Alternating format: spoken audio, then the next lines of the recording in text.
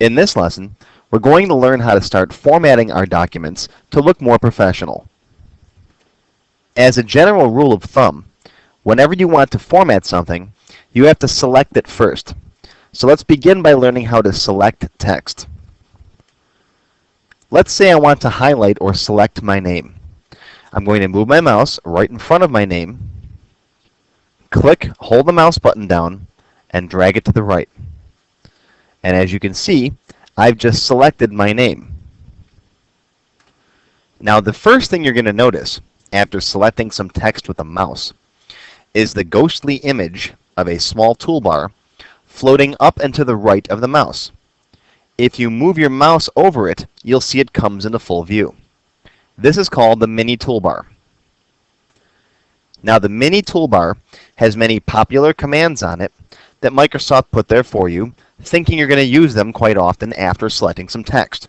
For example, you can change bold or italics or the font or the justification, and we'll talk more about these commands in future lessons. But for now, if I want to bold that text, the text I just selected, my name, I'll click on the B. And you can see my name is bolded. Now simply click off of the toolbar anywhere else in your document, and that deselects or unhighlights your name. Now you don't have to use that mini toolbar if you don't want to. Let's say you want to use the ribbon. Again, I'll highlight my name, and instead of clicking on the mini toolbar, I'll come right up here to the ribbon and click on the B again. That turns the bolding off. Notice that a lot of these buttons are on-off switches. For example, bold is either on or off. Italics is next, on or off. And so on. There are a lot of different commands on here, and we'll talk more about them soon. Now what I'd like to do is I'd like to select my entire return address and align it to the right margin. So basically move it over here. I'll begin by selecting all of this text. I'll click here and then drag down and to the right. So I've selected all that text. I'll come up here to the ribbon in the paragraph section, and here's Align Text Right. I'll click on that one. Notice that moved all of the selected text, which in this case is just my return address, over to the right margin. It aligned it to the right. There's also Align Center, which is right here, and that will center the text in the middle of the page. But I want this to be aligned to the right, so I'll click on Align Text Right. Now what I'd like to do is change the font of my return address. Now the font is simply the way the text looks, the appearance of the text. There are many different types of fonts available in Microsoft Word. The default font is called Calibri. You can see it right here on the ribbon in the font group. If you drop this box down here, you'll see all of the different fonts that are available on your computer in Microsoft Word. Now your font list might be slightly different from mine. There are some basic fonts that are installed with Windows, and then Microsoft Office 2007 comes with a lot of its own fonts. But if you scroll down this list, you'll get a look at all the different fonts that are available in your system.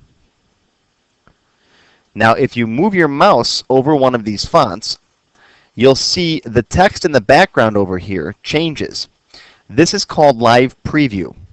Microsoft Word is trying to show you what the font change will look like before you actually commit to it.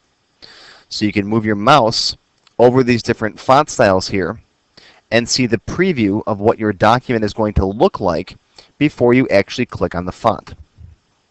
So as I'm going down the list here, let's say I get to, how about Bookman Old Style we'll go with.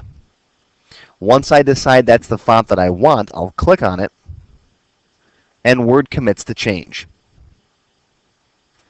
You can also change the font using the mini toolbar.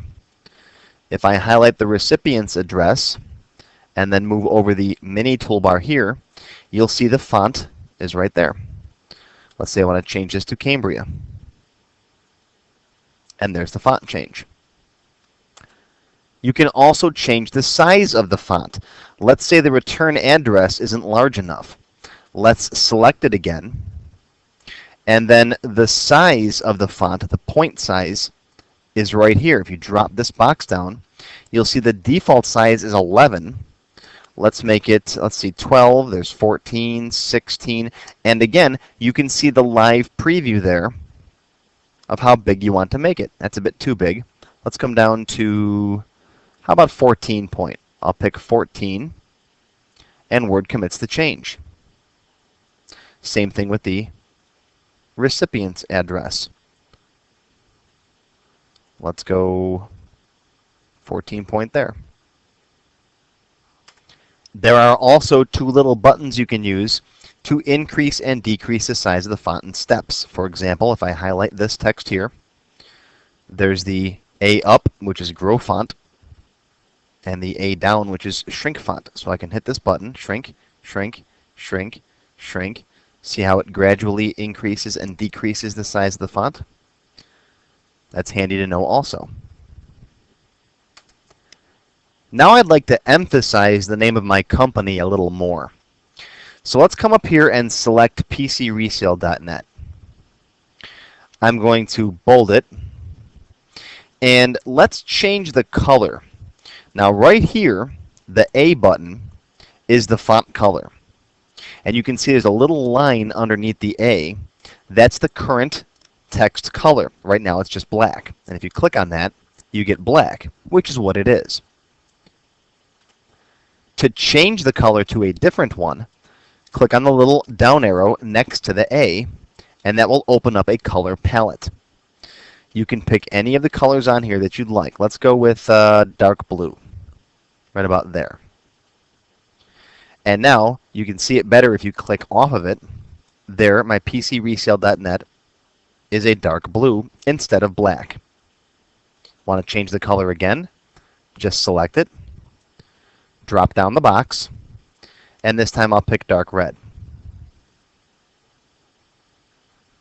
There we go.